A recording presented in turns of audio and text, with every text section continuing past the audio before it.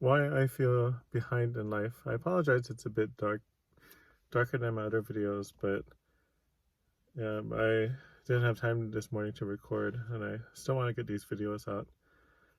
But yeah, the reason why I feel behind in life and what I'm doing about it is because before I I was a restaurant manager and also a manager of a coffee shop, and then I took some time off. Well, I worked like crazy hours. I worked sometimes over 100 hours a week working these two jobs at the same time, and then I would I did that for so long, and then I was able to pay off my bills. But then 'cause I had a lot of credit card bills at one point, but now I'm debt free. And the thing is that I feel behind in life because now I'm in my 40s now, and back in my 20s when I was a manager of had two manager jobs at the same time, that was okay. But then I I was still playing. I still wanted to play Magic the Gathering, so I got back into that. Magic the Gathering is just a card game, and back in the day, you could actually play in tournaments, and the tournaments were pretty meaningful. But then, yeah, the money wasn't quite good back then. So I had a friend who introduced me to poker, like right around when there was that poker boom, where everyone, well, in my life, it seemed like everyone was playing.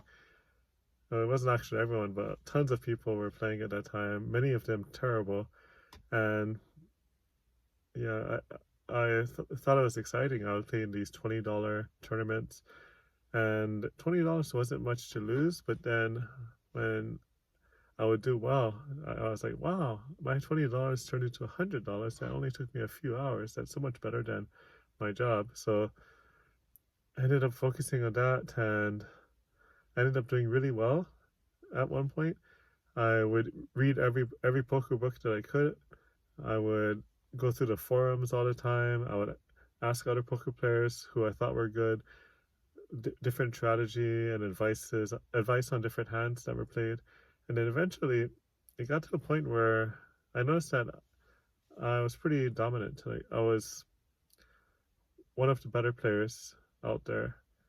And yeah, I even got to a point where I was playing against this poker pro, like playing on the same table as him, and he gave me so much respect, and that was refreshing because I feel like I made it at that point because I was playing in this $100 tournament with like 40 something players in it. Made it to the final nine people as a short stack, meaning I didn't have much chips in front of me, and you need chips to be able to. You need to get all the chips for a tournament.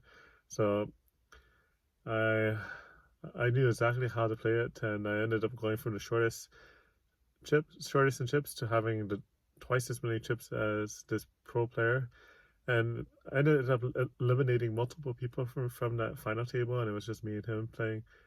And I offered him a deal, and he took it, which was awesome. So that was really good, and yeah, I I was actually doing pretty good. I did play poker for years and also dabbled in Magic the Gathering on the side. And then I even had an eBay business at one point where I was selling stuff on the internet, and I had thousands of reviews. So I was okay doing those three things, but then I think it was around 2010 where the poker boom ended because online poker was banned in the United States. And then at that point, I I just wasn't able to play as much anymore because at least half of my play was online, and then also at the time it was difficult to play because my sister needed help. Like my sister was still a minor and was staying with our mother, and my mother had health issues, and also she wasn't in the right state of mind, so I ended up taking my sister in, and then spent years helping my sister, my mom, and then also trying to play poker at the same time. And then at that point, my sister graduated high school, then she graduated college, and then our mom passed away. And then after that, I just got a food delivery job. So I was doing food delivery for a while for a rideshare company, and I moved into multiple rideshare companies. Did that for several years, and then I got a bank job, and I'm in kind of sort of like the IT side of things, and I've just been working this bank job for the past couple of years. And I'm in my 40s. My pay is not impressive. It's still kind of like an entry level position. I've tried multiple times to move up. I've applied to different departments, different kinds of jobs. I've gone, I even went as far as getting my CompTIA A plus and my CompTIA Security Plus certifications, applied at numerous military IT jobs and even looked over the requirements carefully. Like one needed a Security Plus, well, multiple wanted me to have at least the A plus and then maybe the Security Plus. And I even got interviews. I went in, things looked promising.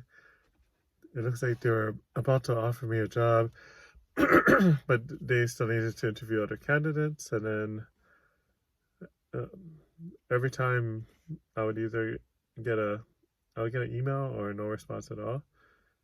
And yeah, there were two recent job interviews that I went to that seemed super promising, but then it's probably been like a month or two and I haven't heard anything back. So I guess it's safe to assume that nothing's going to happen with that. And yeah, I just keep applying to more jobs, more IT jobs, and I'm focusing on my CCNA studies. But yeah, poker isn't what it used to be, and that was a great way to make money for me. And now I feel like I'm behind because I'm working this job where I only make about $20 an hour, and that's not enough to take care of a wife and a kid, because so much more money is needed than that.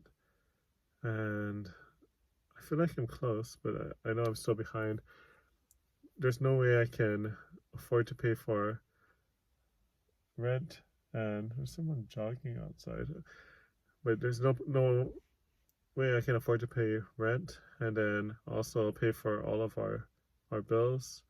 And yeah, I just want to get to that next level. And yeah, being in my 40s makes that. I feel like I really liked playing poker because it felt like that's what I was good at, and it just fizzled out. I had to take a break. Like it was either play poker at a high level or stick around and take care of my sister. And I chose family. So that's where I'm at now. I'm just working this job that doesn't pay that enough for me to take care of my family. So we live with my partner's parents, and they're so kind to allow us to live here.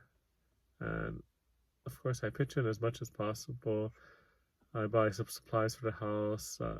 They don't charge us rent, so I'm always pitching in. I'll wash an extra dish here or there.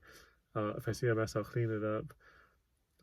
I even like buy things like extra laundry detergent, like dryer sheets, dishwasher packs, dishwashing liquid, hand towels. Like well, like paper towels and Kleenex and toilet paper, and I buy all this stuff for the house, just like Kleenex, and just to pitch in, because I really appreciate that they allow us to live here rent free while I'm trying to move up to the next level, and I won't forget that.